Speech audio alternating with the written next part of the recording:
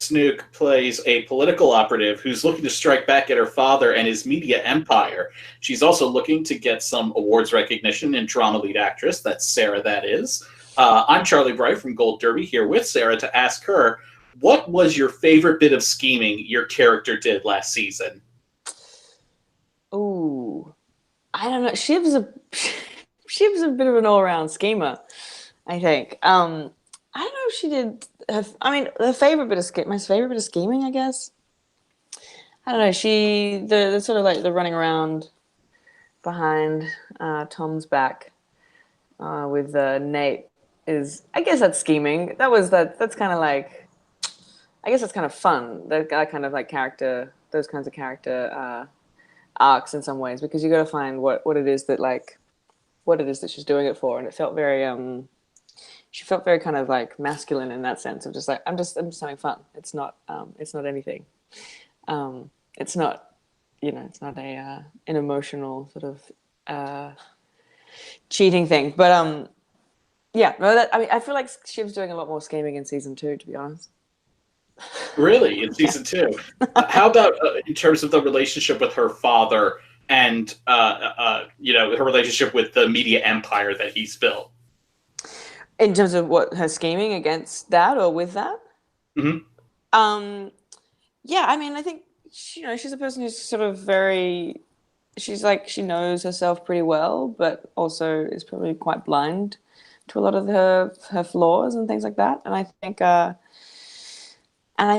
She's a person who like has grown up with her 3 older brothers, really, but like the 2 sort of closer older brothers making steps and missteps sort of ahead of her. So if any kind of scheming that's happening, it's very cunningly done, very canny, because it's seeing sort of what the choices were before and trying to make sure that she doesn't make those same mistakes. And one of the interesting things I've asked a couple of the other cast about this is the way that the show blends very dramatic aspects and sometimes very comedic aspects as well.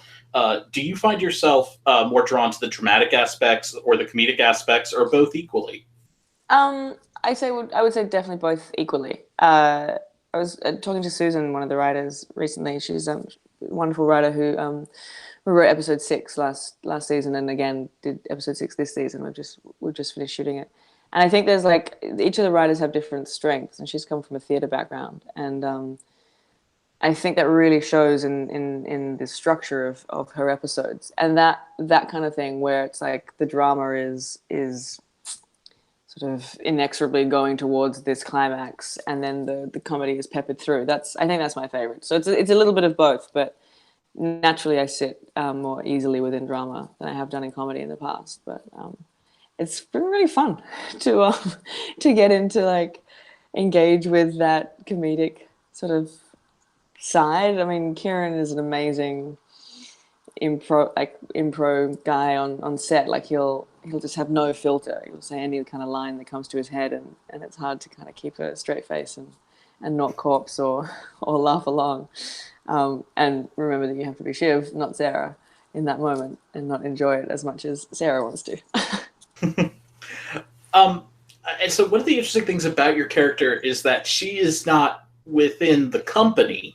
She is a political operative, but there is, by its very nature, a relationship between media and politics. Did you find yourself learning a lot about the relationship between media and politics in the lead up to and actually playing this part? Yeah, absolutely, for sure, and particularly what that means in America, I think as well. I think there seems to be a lot more personality politics that happens in America than it does naturally in Australia. I think that in terms of the differences is the most obvious to me coming from Australia, and I kind of like that for this show in particular, because there seems to be there's such bombastic characters and such larger than life kind of, the billionaires that you guys have in America don't seem to be the same kind of billionaires that we have in Australia. There's this different attention to money and to media, I guess, here, and that's a fun kind of world to engage with and get to explore. And that's, you know, there's a real nexus between that with Waystar Royco, I guess, because you got media and in the end how influential that can be over politics. And obviously, the show does take certain aspects of the Murdoch family into what it's portraying with that. You're from Australia, where Rupert Murdoch got his start. Did you find that an interesting thing to, be doing this sort of not satires, but dramatization of one of Australia's most famous exports, I guess you could say? Yeah, I guess it's a funny thing because I've always sort of like grown up aware of his presence and aware of that family's presence, but never really considered what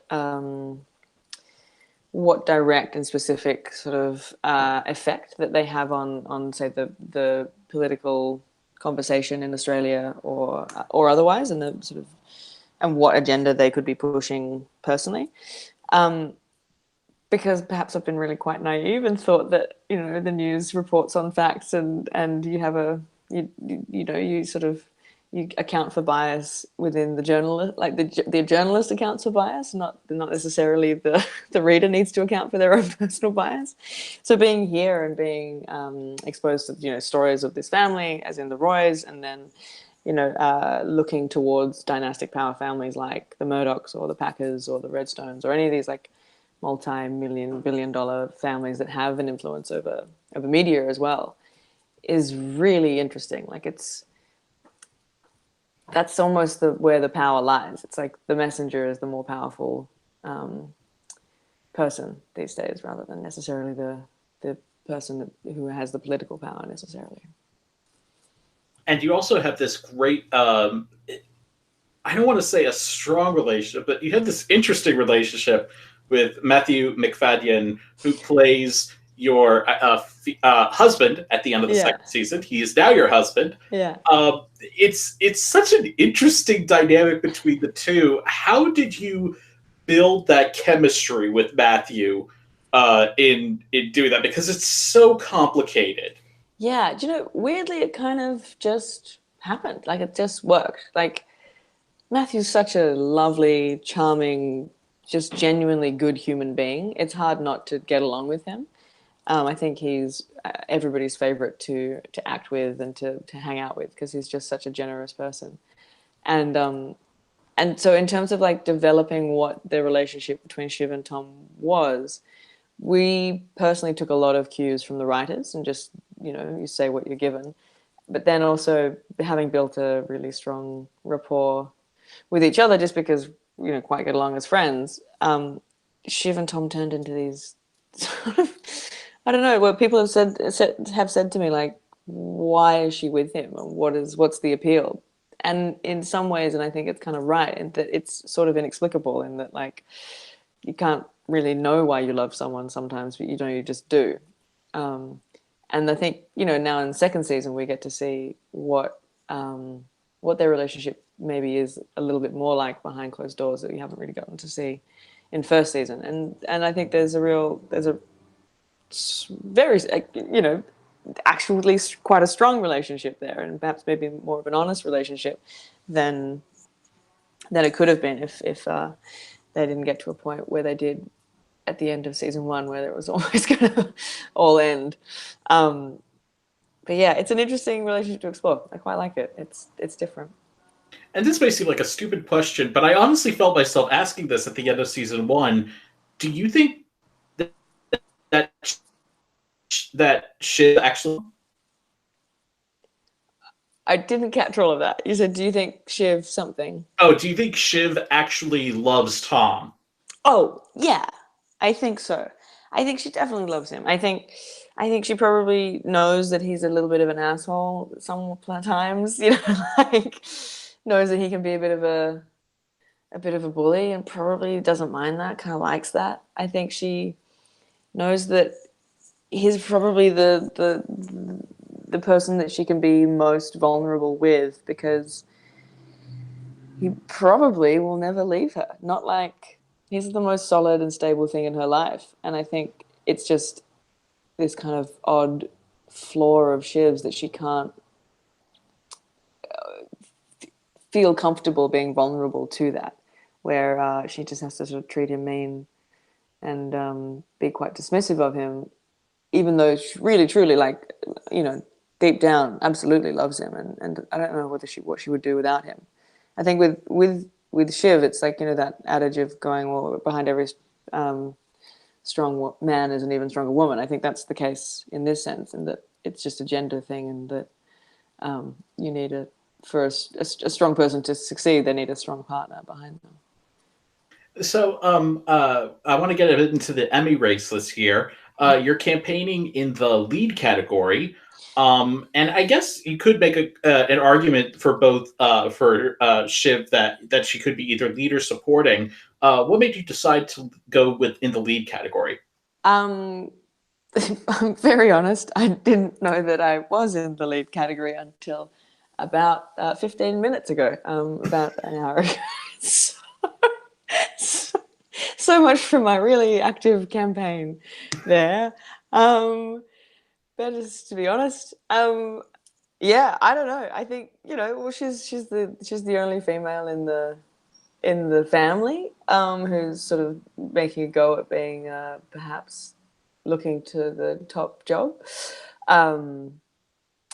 But I think it's very much an ensemble show. I think Brian absolutely would deserve to be in the lead actor category, and also Jeremy as well with Kendall. But it is, I think it's, you know, it's an ensemble show, and that's what has been the most fun out of it, is that you get to.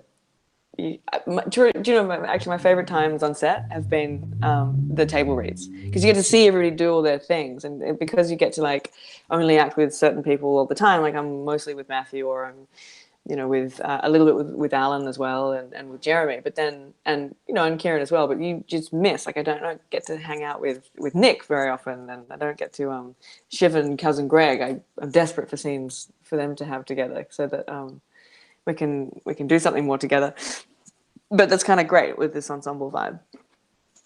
And if you were to get nominated, one of the things you would have to do is submit an episode to the Emmy voters. Do you have any idea of what episode you might want to submit if you were to get nominated? I would say maybe the last episode, the final episode, where everything sort of melts down a bit for Shiv. Either 9 or 10, I think. I think she kind of comes into her own a bit more there, and has. I remember the scene that Matthew and I did, which is Shiv sort of revealing that she's been having an affair. That was such an amazing scene to shoot, and I saw it again recently and was like, just Matthew's work in that is so good. Like he's just so good, and it's such an honor and pleasure to work with people of that high caliber, and with Matthew in particular. It's just great. So yeah, probably that scene, that episode, because when you're acting with other people like that, it makes your job easier. Makes yourself look good. I don't have to do anything. Just listen to other people and just say my lines. Well, thank you, Sarah, so much. To all of your viewers, go to goldderby.com right now and make your predictions so you can compete against our experts, editors, and other fans and prove if you are the smartest prognosticator in Hollywood. But before we go, click our subscribe button on this video so you're alerted to our great chats with top contenders. Thanks so much, Sarah. No worries. Thank you.